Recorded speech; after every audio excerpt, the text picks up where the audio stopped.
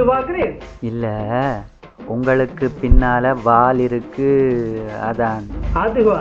நான் இன்னும் பெருநாம வளர்ச்சி அடையலையே அப்போ. விளையாடாமல் சொல்லுங்க. என்னத்தை சொல்லுறதப்போ? வீட்டுக்காரர் தான் கேட்கணும். யார் அவன்? சிங்கள வைத்து அடி வாங்கின ஒரு தமிழன் தான். அடி வாங்குற அளவுக்கு அவர் என்ன குளப்படி செய்தவர்? குளப்படி செய்யவே மட்டுமே அடி வாங்கினவைய பின்ன பொண்டாட்டிய புருஷன் சும்மா தேவையில்லாம அடிக்கலையோ? அது ஊடலில நடக்கிறதுகள் தானே. உயிரோட டயர் போட்டு எரிக்கிறதோ உடாது சொல்றதோ? உயிரோட எரிச்சதோ? ஓமப்பு 53 ஜூலைல சிங்களவங்க திட்டமிட்டு கலவரத்தை தொடங்கினாங்க.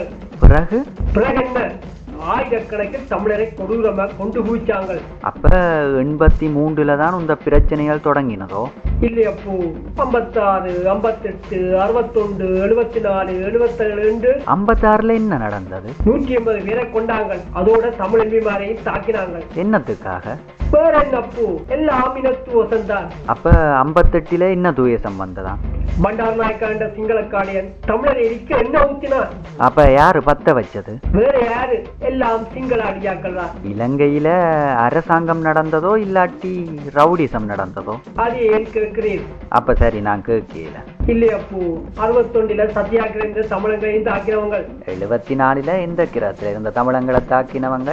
ஒரு கிராமத்திலேயும் இல்ல, உலக தமிழர் மாநாட்டில 11 அப்பாவி தமிழரை கொலை செஞ்சாங்க. பாவம், தமிழர் என்ற தலைவிதி இப்படியா கிடக்கு. தமிழற்ற விதி இல்லையப்போ, இது சிங்களவற்ற வியாதி, பேரினவாத வியாதி. சரி சரி, மிச்சத்தை சொல்லுங்க. 77 என்ன வியாதி பிடிச்சதா? 300 தமிழாக்களை கொண்டாங்க. 40,000 தமிழரை அகதியாக்கினாங்க. நல்லாத்தான் பட்டினம் தமிழாக்கள். ஓமப்போ, அதுதான் இப்ப விவாதத்துல போய் நிக்கிற தமிழாக்கள்.